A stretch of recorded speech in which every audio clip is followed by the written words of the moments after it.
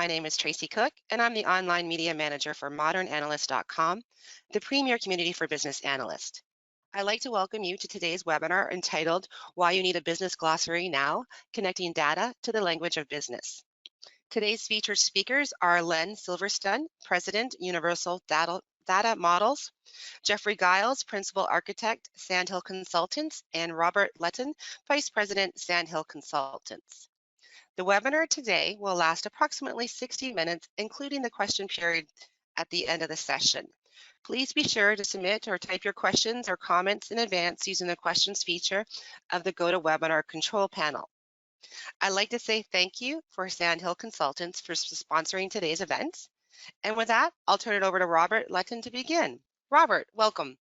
Hey, Tracy, thanks very much indeed. And hello, everyone, and welcome to our webcast. I'd like to start off with a few more detailed introductions today. Our first speaker that we're going to have a chat with is our friend and colleague, Len Silverstone, President of Universal Data Models. Len is a best-selling author, consultant, and speaker with over 30 years of experience integrating organizations' informations, systems, and people, and is well known for his Data Model Resource Book series, volumes 1, 2, and 3, which describe hundreds of reusable data models. In addition, Len is also known for his universal data models. These reusable models help to develop higher quality data models in less time. We're pleased to announce that Len has now created Universal Business Glossaries as a follow-on to the Universal Data Models, and we'll be talking about the benefits these provide today. Our second speaker is Jeff Giles. Jeff is Sandhill's Consultants Enterprise Architect and has been a long-time Enterprise Architect, data governance specialist, who's been addressing the issues of convergence of data modeling and data governance during the past several years. You are, of course, listening to Robert Ludden of Sandhill Consultants.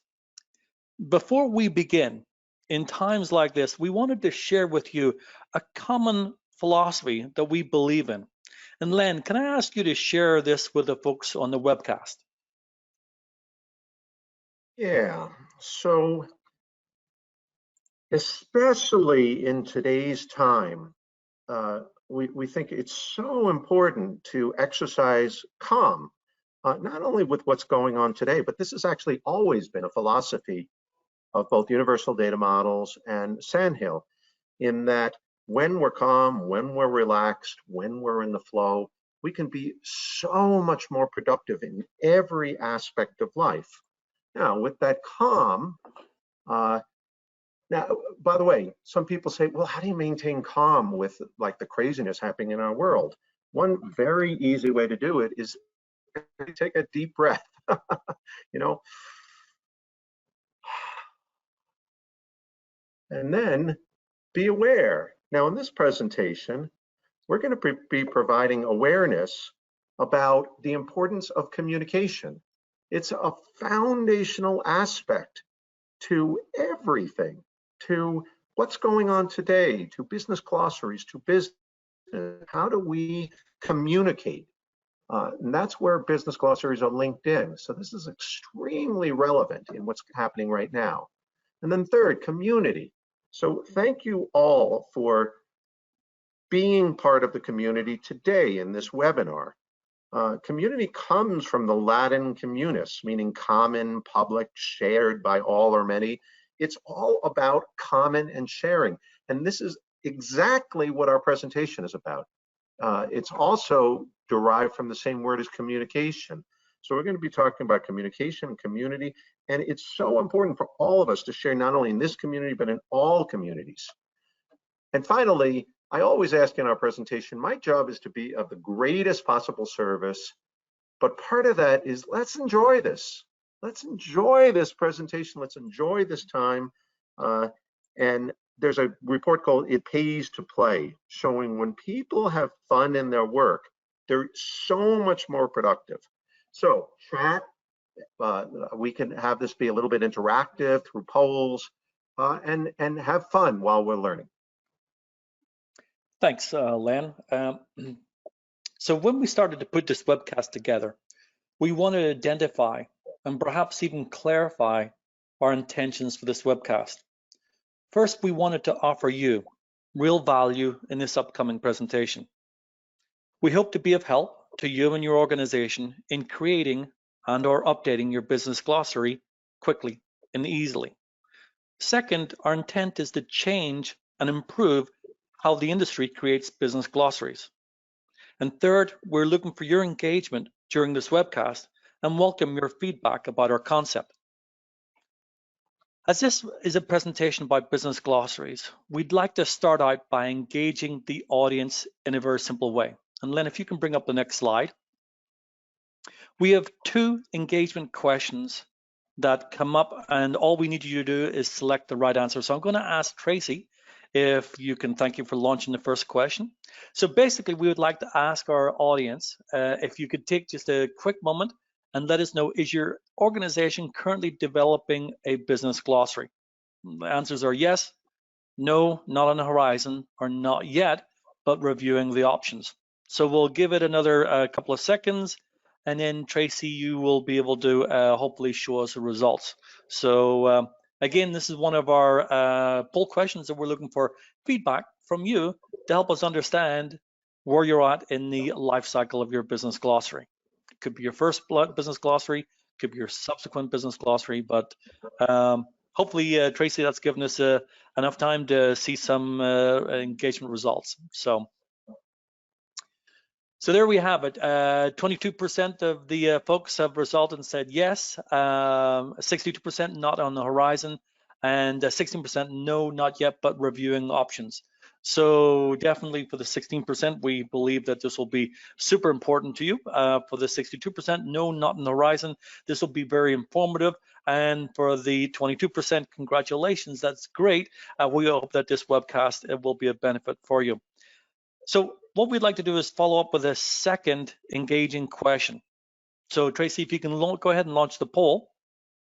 We want to ask our attendees, is your audience, for those that are using business glossaries, are they using templates to jumpstart your business glossaries?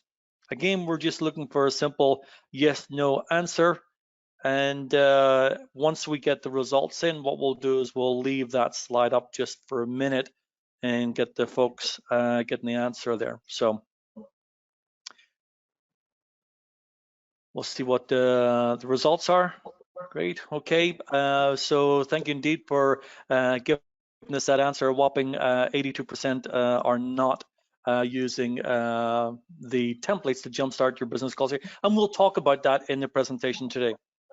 So if you leave that slide up, just leave that slide there, Tracy. Just before we'll go in, I'm going to pass it over, just before I pass it over to Len.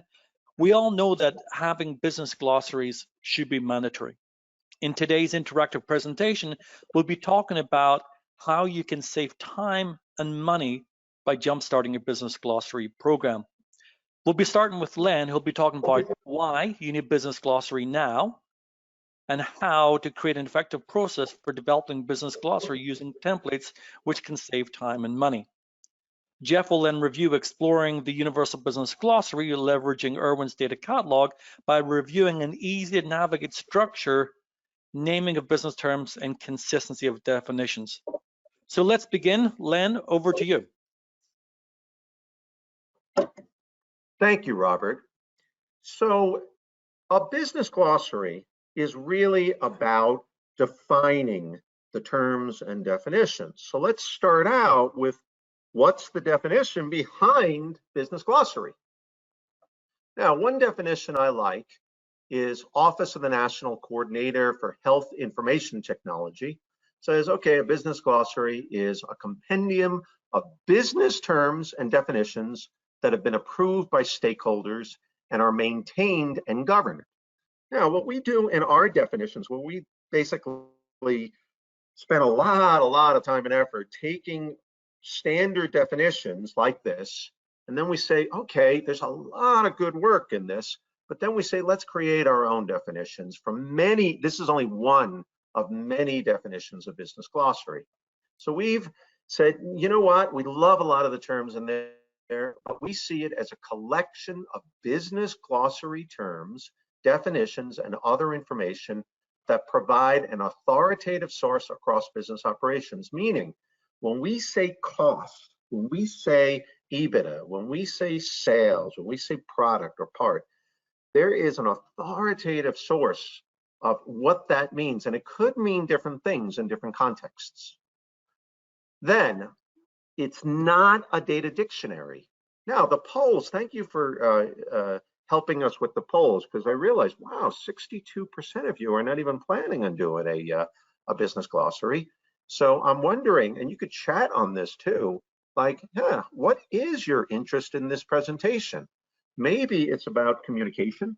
Maybe it's about how to use data as a language, because I think that's so important. But if you want to chat and say, hey, I'm on here, and the reason that I'm on here is because I'm interested in language and communication and linguistics, please let me know, because basically a lot of this material is from a 2-day class I do on communications and glossaries, and I can actually custom tailor it if a number of people say, hey, I really want to know about this. So a glossary is not a data dictionary. A data dictionary is actually the technical definition of data from Techopedia. A data dictionary is a file or set of files that contains a database's metadata. So you could see, okay, this is already in technical terms, and it goes on about what a data dictionary is. So you have the business view, the technical view, and then there's a lot of confusion about data catalogs, which are really big. A catalog is a view into the glossary or the data dictionary or other things like policies and processes and other metadata. And then it provides a link, which Jeff is going to talk about later, about how does the glossary tie to a data dictionary. So basically a catalog is a glossary plus a dictionary plus actually more. So that's what a business glossary is. Again, if there's any questions on this, feel free to chat when we can clarify it. Now, an important thing, why glossary? Why glossary, which is really a hot item these days. This is the most compelling reason I can think of. This. We got one guy in a cliff over here, come over here, and another guy says how. In other words, there's a huge communication gap. We say a term like protocol or cost or sales, and we think we're together, but we're not. Is this cost based upon accrual, or is it based upon cash? Is this sales based upon invoicing, based upon orders, based upon accounting? If we have, in a financial services world, if we have a portfolio, there's so much confusion about what a portfolio is versus an account, yet we use all of this language and we are disconnected. So the key, this reason this is so important, is we need to be connected, especially in what's going on now. We need to be connected. So thank you all again for being connected today. So another explanation is the Latin of communication is communicatium. It means making common. It means connecting. So, so for instance, I really encourage you to chat and to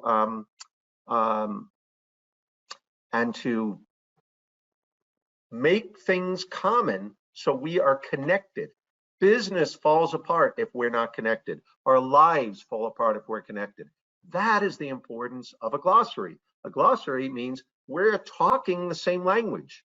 We are not like these people who are talking different languages. It's really like the Tower of Babel concept of, wow, we need to talk the same language. What happens in communication? And this is based upon a guy that created a model in 1960, Furlow. Now, he had 4 parts to his model. I've modified it a little bit, but it's basically the same concept. And there's a whole a model with tons more information on this. But the essence is there's some intent. Right now, I have some intent. My intention is I want to talk to you about the importance of communication and the gap in communication that happens. And there's 3 different places where a gap can happen. First, I have that intention. Now, I am using a message to create that intention. You guys are not inside my mind Well, I don't know, maybe some of you are. You can be if you want. But I'm using a message. We're using GoToMeeting and we're creating a message. So already there's a gap between my intent and the message, depending on how skilled I am. Thirdly, there's your receipt of the message, which is extremely difficult these days. So many of my seminars these days are on human behavior. So Robert talked about all the books I wrote, technical books on data, but the last 15 years, I've been talking mostly about human behavior and data. And what happens is we get message, we get data, and then how do we receive that? Often there's a gap between the message and the receipt. The average person loses their attention 6 times a minute these days. So I'm giving you so much information even now, plus you're getting bombarded with all this other information. How much do you receive? Now, let's say you receive the message, basically that there's gaps in communication, and here's why. Then you have perceptions. Oh, Len is trying to do this, or he's trying to do this, or there's a word that he used and that triggers a bias or triggers a filter or triggers something, and it could be positive or negative or neutral, but there's all these stories we make up. And this is why, getting back to fundamentals, defining terms, when you look at data, defining terms, boy, you could even look at what's happening in our world today with this whole coronavirus thing and say, wow, there's so much communication happening, but let's define our terms. You know, you can even say, let's define our terms about what a pandemic versus an endemic. Pandemic is global, endemic is local. You know, we're using all these terms, and there's all of this perceptions going on. Probably me even bringing this up creates perceptions, but you know, let's address the elephant in the room as well, and then go back to the principle. Okay, come back to calm, aware. Let's have fun. Now, in a business glossary, in any glossary, people often don't know even where to start, and it's not even on your radar for many of you. Where do we start? There's so many terms. One of my 2-day classes on business glossary, there was somebody from Stanford University. They had 6,000 terms, and guess what? They hired a linguist full time, which, by the way, is a really good idea.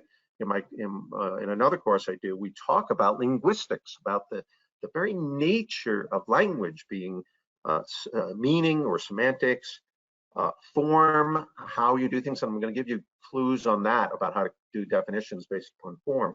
And then the third is context. The same term can mean different things in different contexts. But it takes a lot of time, and how do you get the quality? So how do we do that? It's a lot of work. This could be overwhelming. I've been on many data glossary efforts where they cancel it because it's just too much time. The key is we must jumpstart it. Actually, I was a little bit alerted at the first poll where 82% of you said you're not using templates. Boy, there's one message. If there's one message that I can get across to you, is I've been doing this for decades now, is creating template definitions, template terms.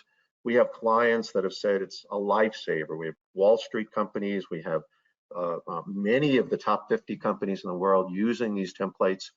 And one company said they saved 10 months of time and effort. It doesn't mean we're going to give you a term definition. It's going to be perfect for you. It doesn't mean that our templates are right. As a matter of fact, we have this on tape. They're not right. My partners in Sand Hill are probably saying, Len, what are you saying they're not right? They're not right because there is no right. There's a jumpstart. There's a way to get ideas and jumpstarts. So let me show you that. The key is to reuse. It's not reuse and force things. It's reuse, reuse so that we can stop wasting time, save tons of money, and get way increased quality. In one financial firm, they they made a mistake with net asset value and putting it not the right context behind that for mutual funds. and it created millions of dollars of issues. In a pharmaceutical company that we did a business glossary effort for, they had huge issues with mismatches of patients. They said, here's John Smith and here's John Smith. It's the same John Smith. They brought it together, and people actually died because of that, because, wow, those were two different John Smiths. Or in other cases, they didn't combine John Smith's record. So by defining these terms, and this is what we did, we actually recognized a $120 million return on investment. This is all actually written up on the internet. If anybody's interested, let me know. I'll send you a link for it. But because they won the 2012 Data Governance International Achievement Award. They didn't win it for their return on investment. They won it because their mission was to save lives with this. Now, there's three types of reuse. One is the domains, the categories of all the terms. The second is the structure or the classification. So there's multiple levels of classification within a domain. And the third is the terms. So I'm going to show you how to jumpstart these three.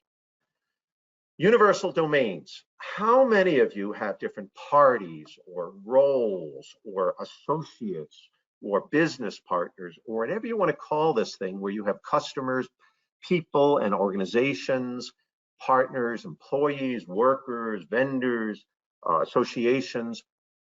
If you were here, you'd all be in my classes. Everybody raises your hand because everybody has people and organizations playing different roles. How many of you have offerings? You must have some offering, otherwise you wouldn't be an organization. Sometimes we call this services. How many of you have an agreement between the parties and the offerings called an order? This is a way to organize the data, and you can have agreements and quotes and applications and all the things that constitute an agreement, contracts. Then you have different ways to ship things. Then you have different ways to do work. So sometimes you fulfill by doing work, sometimes with logistics. Sometimes after you fulfill it, nice part, we get paid for it. And then we finally have accounting, and then we have IT and HR.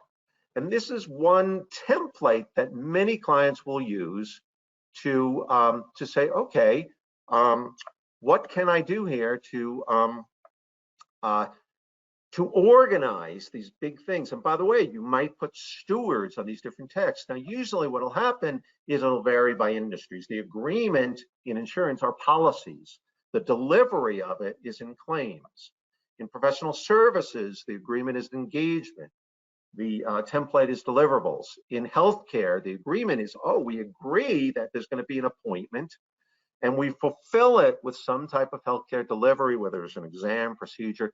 If you're interested in one of these in your industry, talk to Sandhill, and we have these for all different industries, high-level domains.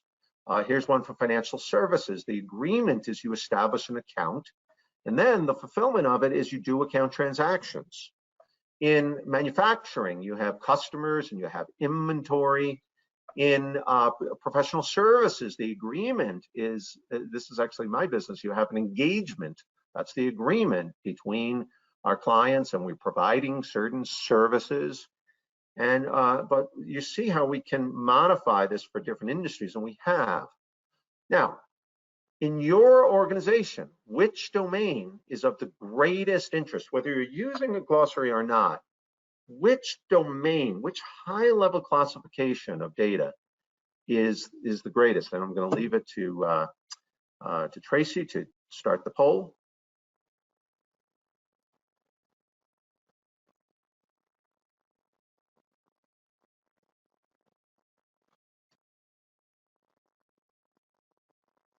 And this helps me actually tailor my talk to say, oh, a number of people in customer, some in other. By the way, if you're in other, you could chat and you could say, okay, what is the other that you're concerned with? By the way, this feedback helps us to say, hey, where should we be focusing our time? By the way, we have this huge model for customer with a domain taxonomy, all the terms in it. Good. Okay, so about half on customer. Nice. And then let's do the industry one.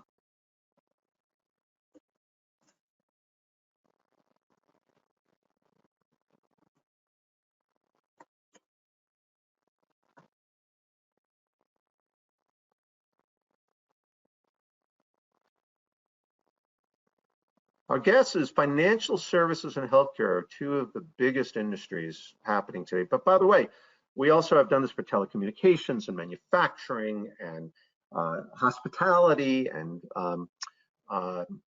many other industries.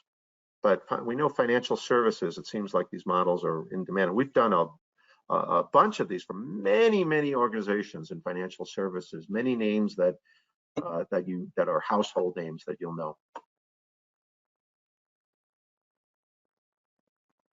And again, if it's other, would be very interested if you were to chat and say, hey, what are the different industries that you're doing it for? Great, thank you for the feedback. And Len, just as an FYI, I am seeing people put their additional thoughts in the chat box, or in the questions. So we love it. Judicial, education, not-profit, energy, government, education. So this is the type of interaction feedback that we really like. We're doing what we can to answer some questions, and we'll answer more questions at the end. Len, back to you. Fantastic. We've worked with many different government organizations, many different educational organizations, colleges, statewide educational institutions, all different types of companies. Now, when we set up taxonomies, taxonomy literally means classification structure. So we've set up taxonomy. So what we have are data models, which are kind of more ontological models about how everything relates, and we've had those for decades now. What we've done is translated into hierarchical structures for glossary to say, hey, there's common things of people in organization, the common roles, independent of industry. Most people have salespeople and family members and workers, employees and contractor, independent of industry. And what this helps us do is, as we go to different industries, we're defining the structures that's common to everybody. But then we also have structures on top of that for all different industries. So for instance, in financial services industries, there's specific people roles. For example, retail investors, a financial advisor, and then we have full definitions for all of these with the various organization roles for the financial services. So when people get our glossary, sometimes they'll say, you know what, I don't want to separate by common and by financial. It's very easy to just collapse these two together, but we put it out this way because very often it's useful to say, wow, these are actually not even within our industry. These are just common terms. How all the different ways you could classify name or products or things like that. Okay, so jump-starting definitions. The main point I want to leave you with is that don't do what this guy's doing. Don't do this. If you're building a glossary, some of you are building or some of you are thinking about it, use templates. And use as many templates as you can from as many different sources. Get different ideas. Don't build it from scratch. It doesn't make any sense. I've been doing this for decades.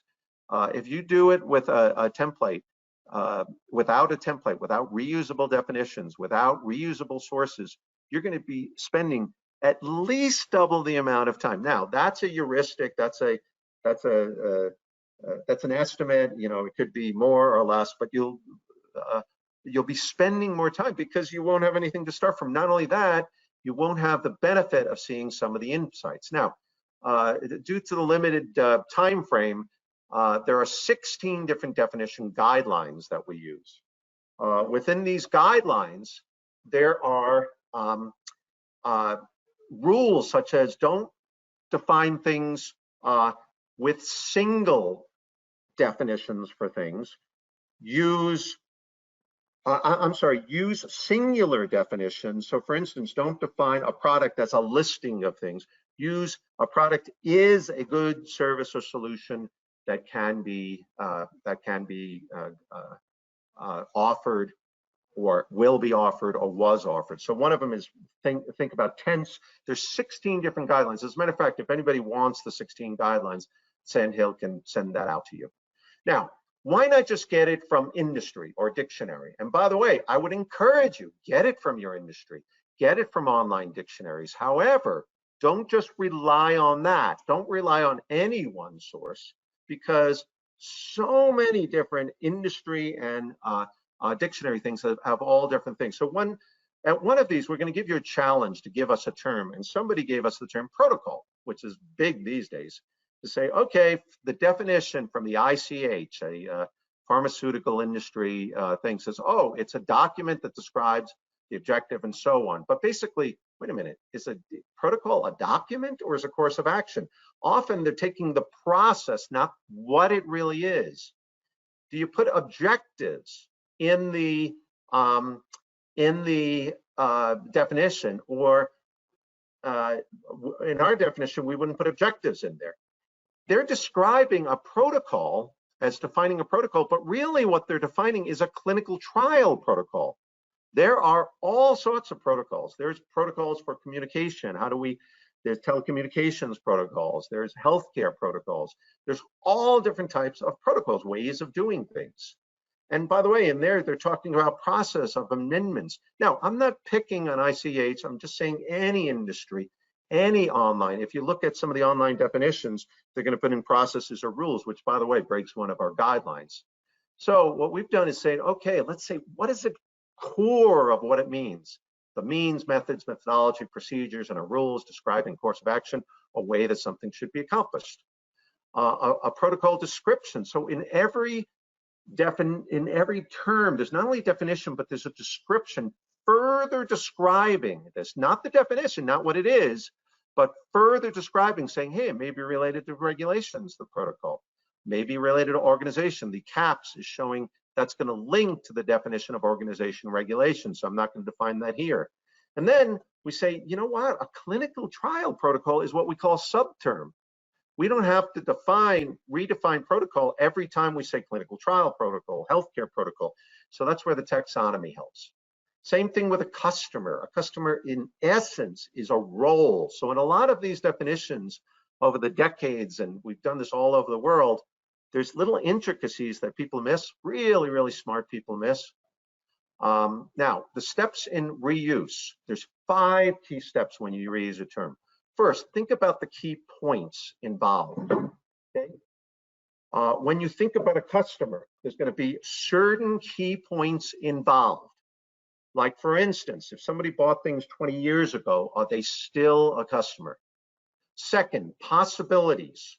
What are the possibilities that could exist? Oh, wow. You know, a possibility is even an automated agent might, like a bot, are they a customer? That's a possibility.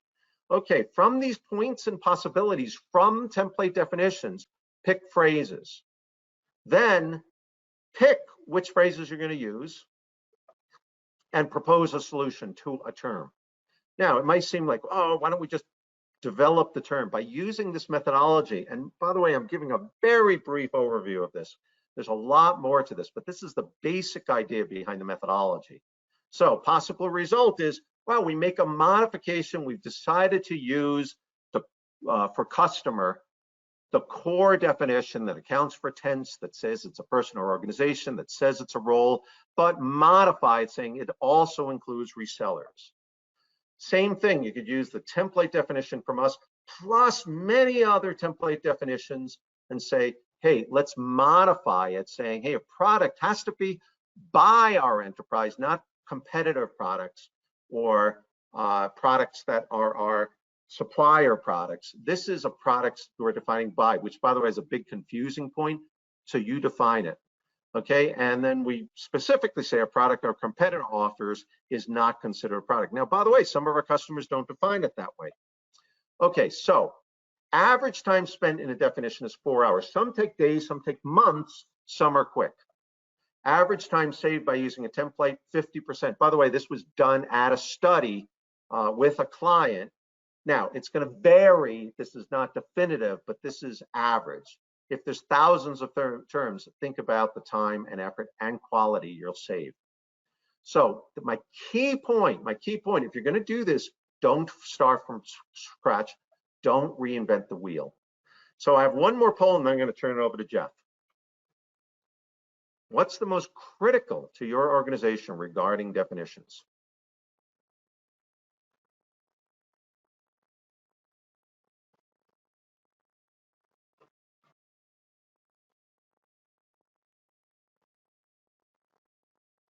Is it to develop solid, meaningful definitions?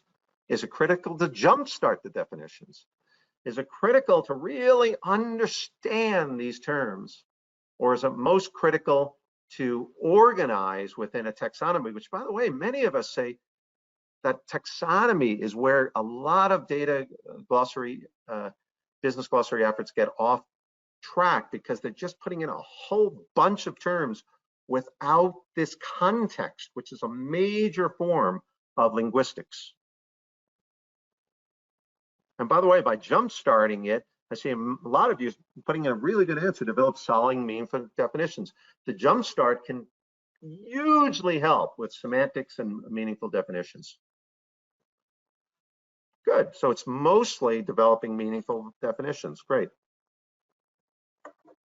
Okay, so thank you for being involved in this. And at this point, I'd like to turn it over to Jeff. Thank you very much. Thanks, Len. So hopefully you've got from Len's presentation that developing a business glossary does require a significant amount of thought and time, resources, and money. So that brings us to this idea about a universal business glossary. It's a template-based glossary, which basically means we give you some starter definitions. And as Len said, you can look at these definitions and augment them in any way you want. But the idea behind this is that it's always easier when you have something to look at when you begin building a glossary than to have a blank slate, right? As a colleague of mine once said, she said, people don't always know what they want, but they definitely know what they don't want. So this gives you an advantage of looking at things and making some modifications to them. And as you can see from the little graphic here, we have areas like telco, healthcare, insurance, manufacturing, even energy, financial services, professional services. So we've taken this concept and extended it into various industries. But what I'm here to talk about in the next few slides is about the business and technology behind building these data catalogs. So what we're going to do is just start off with a simple architecture diagram. So Len, if you could advance to the next slide, please. So here we have a very, very simplistic looking architecture around data catalogs. A lot of the data catalog technologies have a basic architecture that looks like this. So if we look at the left-hand side of the screen here where we have universal business glossaries, this is the content. This is what you would bring into your business glossary manager context. And then business users would be able to look at it as well as technical users. And on the right side of the screen here, we have universal data models. So universal data models, if you're not familiar with it, is a set of pre-built models around the various domains and industries that have already got metadata from a technical perspective already structured. So you can bring that technical metadata into a metadata manager. And now you have the business glossary and the technical metadata together. Now, one of the fundamental problems here is trying to understand the context. So if you would advance to the next slide, Len. Here's the basic problem that we run into today. If you look at this graphic here, in the center, there's this concept of an order. But what an order means is all dependent on who or what organization you're talking to. So on the left-hand side here, where we have the technology area, they are pretty much interested in order from the context of what system can I find it in? Which system is the system of record? What's the name of the database that contains the orders? From a technical specification, they want to know things like what's the name of this table? What's its data type or length or precision? What allowable values? What standards are associated with this particular thing called an order? And then lastly, at the bottom, and probably the thing that causes the most confusion is, due to the nature of technology, developers often do what are known as a technical shorthand, and they will rename things and abbreviate them. So order might be abbreviated ORD, or if it's a purchase order, it might be PO, or they might spell it out as sales_order. There's lots of different ways that they would represent this idea. Now, from the business side, that's the right-hand side here, they have a totally different context. When they're looking at order, what they're trying to find out is, what are the business policies around order, strategies, goals? What are the rules? Is this applied to GDPR? Are there privacy concerns around this thing called an order? What can I do with it? What can't I do with an order? And an order might be a type of order. So as Len mentioned, there's this idea of subtypes. So an order might be a sales order, a purchase order, a work order. There are lots of different kinds of order. What type is this one that we're looking at? And with types, there are also related terms. So an order is a kind of contract. A contract is a kind of agreement. So we really kind of have a relationship or a structure saying, in our organizations, our world, doesn't matter what industry you're in, you always have agreements between parties. And those agreements become codified into contracts. And those contracts are executed in certain ways. And in this case, it's an order to purchase, or in some cases, sell something. So this is the fundamental problem, which is really the intersection between what does it mean and where can I find it and what are its technical specifications. So let's dig a little deeper into this concept of a data catalog.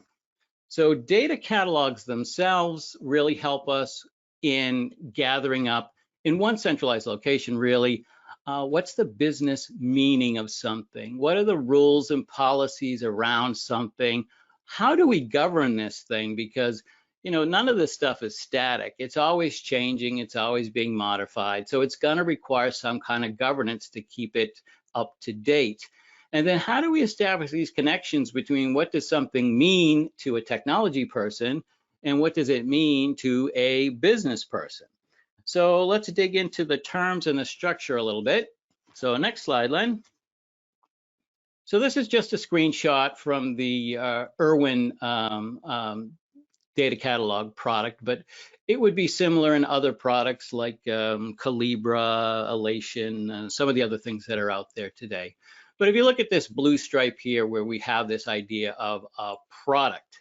So there's a product and the product has a definition. The workflow status tells me, where is this? Is this an approved term? Is this a term that's undergoing some review process? Is it under draft? And then stewardship, that is essentially who might be responsible for this. That would be the person that if you had a question about this would be the person to call. So oftentimes it's said in life, the key is not knowing everything, but knowing who knows everything. So having some sort of stewardship and knowing who to contact is always helpful. And then comes the catalog hierarchy. So this is where Len was talking about this idea of a taxonomy, a structure around these terms so that you can locate them quickly and easily. So there's a hierarchy of catalogs here. So if we drill into this product to get its definition, then what we're going to see here is that there's a definition, and the definition is a good, a service, a solution, or a combination thereof that is, was, or will be offered for sale by the enterprise. That in itself is the base definition, and that's what you want to include in the definition. As Len said, we don't want to put policy in here, we don't want to put rules in here, we don't want to put process in here. And the reason we don't want to do that is because those are the things that change. The meaning of a product is not going to change. It's going to be fairly concrete. You may modify some things like that is, was, or will be. Maybe you want to modify it and say not will be, just is or was. but the core essence of what a product is doesn't change very much. However, there is additional information that makes it more useful. So the descriptions is where you would put like an example of, you would use it in a sentence, or some other information like what's the authoritative source where this information came from, and other details that might augment the definition. So in this screen, this is where you would capture that information. So let's drill into this to get even further and start looking at this relationship between a product and subtypes of a product. So in the definition, we said it could be a good, it could be a service, it could be a solution. So those are really sub classifications of what a product is. So if you look at this screen in the lower left-hand corner, you can see that there are 3 additional definitions that are actually related to a product that allow you to drill deeper into it so that you can get a more specific, detailed definition. And this is why taxonomies and hierarchies are useful when building a business glossary. But of course, we still have to address the other side of the house, which is the technology side. So let's advance to the next slide and take a look at how this stuff starts to work. So we know what a product is because we looked at its definition. We know that it could be a good, a service, a solution. Where would I find this information? So if we look at this screen here, and we actually read this from the right to the left, on the far right-hand side, it says, what's the name of the system that contains information about products? So there's this CRM system. What is the name of the application in the CRM system which actually manages some of this product information? It's an application called Salesforce. Okay, what table in the Salesforce application actually contains information about the products and, let's say, the descriptions of the product? So then there's a product to table and a column called description, and there's also one for product code as well.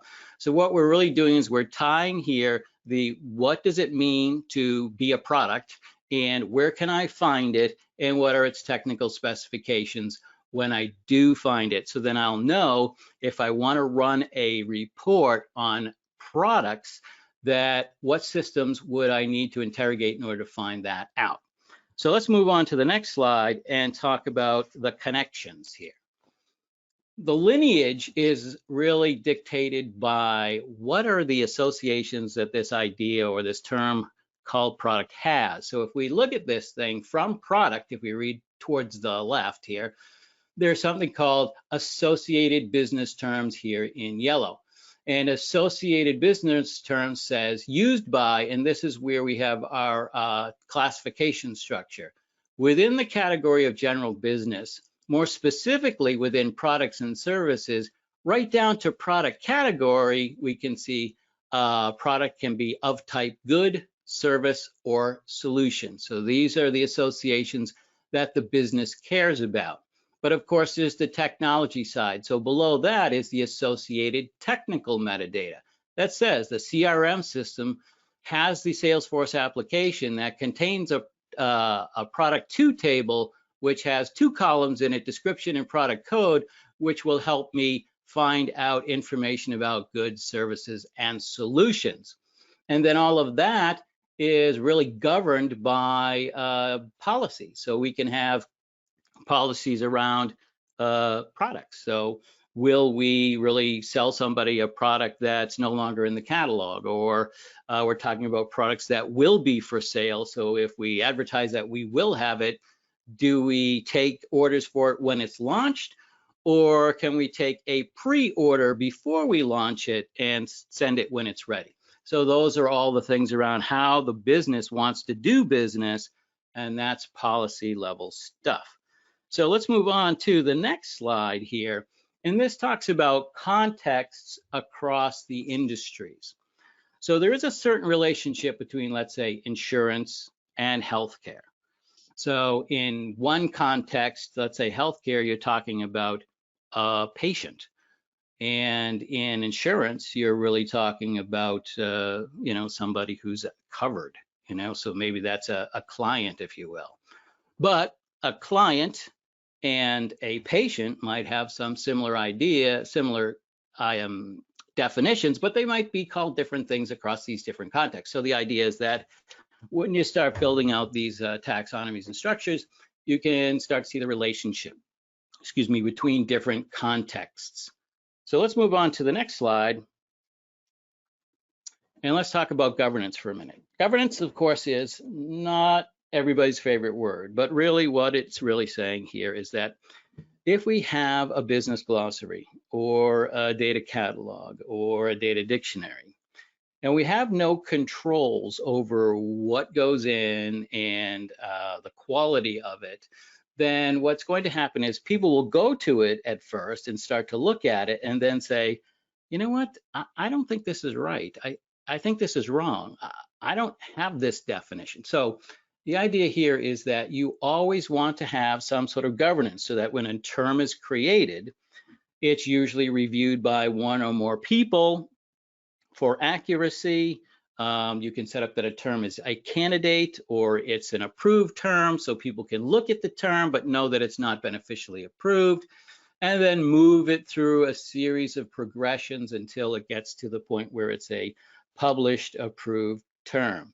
So having some governance around things is quite important when it comes to glossaries and data catalogs. So let's move on to the last slide here, which I believe is another poll question. So thank you, Tracy, for launching that for me. And here we're talking about how are you planning on technically storing your business glossary. So the last few slides I talked about here were really kind of a preview for understanding that it's okay to start off in Excel and have a list of terms and their definitions.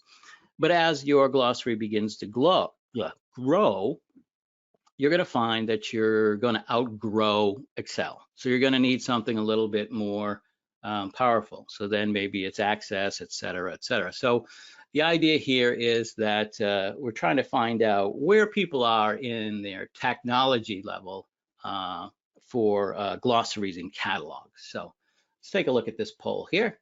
And the results seem to say that my favorite, an Excel spreadsheet, is pretty good, and SharePoint, because I know that SharePoint does have some glossary context to it as well. And data cataloging is very new, so I see that people are just sort of taking a look at that stuff. So you can dismiss this poll, Tracy.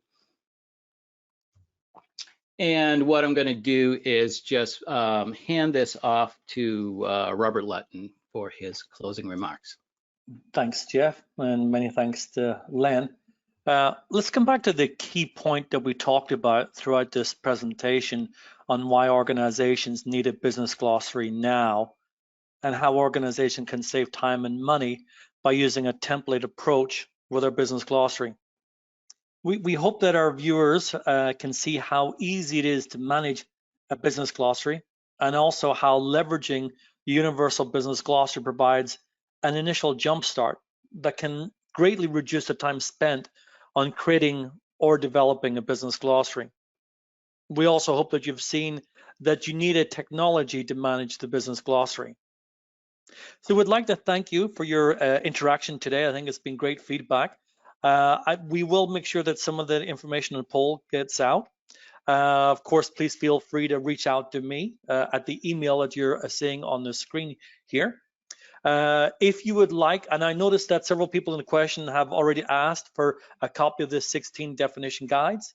We've noted that, but if there's anyone else that would like a copy of those 16 definition guidelines, please feel free to email me on the email that you see on the screen. Or if you're interested in engaging us by challenging us, by giving us a term to define, as Len mentioned earlier on in the presentation, we actually had a couple of folks that followed up with one-on-one engagements, and they got tremendous value out of it, and quite frankly, so did we by the engagements. So we would like to engage anyone that has a opportunity to provide a term they'd like us to work with them to define, or in their industry if they're having some challenges on that. Of course, if you'd like to jump right in and inquire about the Universal Business Glossary or the data catalog, just feel free to reach out to me and we can schedule a call. So in the remaining couple of minutes, what I'd like to do is ask Len and Jeff to come off mute and have Tracy. And Tracy, maybe you can, yeah, you've got my email there so people can email me. I like the logo here of the different Universal Business Glossaries. So Tracy, I'm going to have you maybe look at the sort of remaining questions we couldn't get access to and see if we can Absolutely. answer some of the questions. Tracy. Thank you, Robert and Len and Jeffrey. Just a note, it's almost the top of the hour, so we just want to let everyone know that if you need to go, please do. We're going to try and get in 3-4 questions, maybe a little bit more, and then we'll end before the 10 minutes after. Our first question: when gathering requirements on reports, there is a disconnect between the terms of the company uses and the common terms used in the integration of the application we are using. Often we need to ask a stakeholder that needs to be tracked down to explain what the use of a term like total insured value.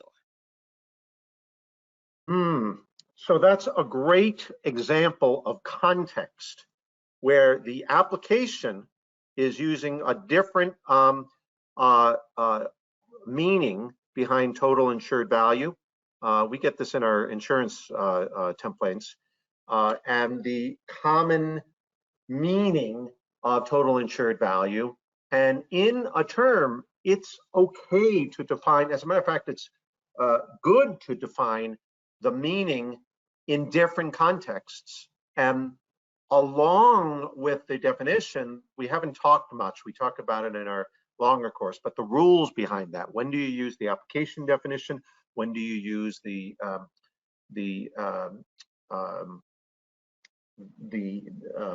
business definition and the policies around that? So these are all things that a glossary as well as a catalog will help with. Did I answer that question? Thank you, Len. I am just checking to see. Dave, feel free to reach out to us if you need a little bit more of that. Our next question from Jason: how do we get stakeholders to engage in approving, improving, and agreeing on the glossary terms or definition? Can I take that one, Jeff, and then I'll give you a shot? I give a whole course on human behavior. It's two things: motivation and trust. You have to find out, and there's another type of modeling which we call stakeholder analysis or motivational modeling. You got to find out what's really important. At a pharmaceutical company I talked to that we actually worked with for several years, what was really important is linking the glossary to how people survive, how their health. You link it to something really important, and that's what engages. They were so engaged. The educational institute, they were so engaged because they linked it to student. Second thing is trust. The quality of what you produce will create or destroy trust. Jeff, do you have anything else to add on that? Jeff, are you muted? Okay, why don't we go to the third question? Okay, great. Our next question from Fabrizio: what is the difference of a template and a common dictionary definition for a term? Oh, okay. Well, you know, in the question, the difference between a template and a common dictionary definition for a term. When we say templates, and this actually has to do with our definitions of what do you actually mean by a template. What we're talking about is a reusable thing that you can use. When we say a common definition for a term, I think about it as looking up online on Merriam-Webster's or looking at the free dictionary or looking at an industry definition, a common definition. That's what we're thinking of. If we're engaging in this, I would actually ask you, what do you mean by a template? What do you mean by a common definition? If that's the case, that was where I showed, like, for instance, if you look on Wikipedia and you look at the definition of an order, it'll actually talk about all sorts of processes and rules, and it's useful in terms of, okay, you have to have a PO for an order. Those are not things we would include in a term definition. They might be included in the glossary as further description, but when we're talking about reusable templates, we're talking about the essence of what something is that's often missed. When we talk about a common definitionary dictionary, these are things online, which, by the way, don't often provide, many times they don't provide context. If I misunderstood those terms, please let me know, and I'd be glad to talk to you further about it. Thank you, Len. I think we have time just for a couple more questions. Oh, sorry, let me just move on to that one. What departments, groups typically own the process of creating and maintaining the glossary? It should be the business, because what you're really talking about here is the business meaning which drives the technology. So the technology is supposed to support the business. One of the problems is that if technology begins to own the business glossary, then what it becomes is essentially a data dictionary, which is not really what you want. What you really want is have a business term with a business meaning that should be associated with technology, not the other way around. And often it's a data governance group within a business function. Like some of our clients, they have it within finance. Some of our clients, they have it in other areas. And by the way, when it is owned by the business, it's really important to get IT perspectives as experts on the usage of that in systems to influence and get the input there. Thank you, Len and Jeffrey. Let me just see if there's any more that we have time to answer for today's session. Good questions. Okay, excellent. And on that note, we are about 5 minutes over, so I'm going to wrap up the session. We'd like to thank Len, Jeffrey, and Robert for such a great presentation today, and thanking to Sandhill Consultants for sponsoring today's webinar. We'd also like to thank all of our attendees for attending today's Modern Analyst webinar. I'd like to remind everyone that today's webinar, along with the slides, will be archived at the Modern Analyst website, so ModernAnalyst.com, within a few business days. And this concludes today's event. We hope everyone has a safe day. Thank you. Thanks, Tracy. Bye.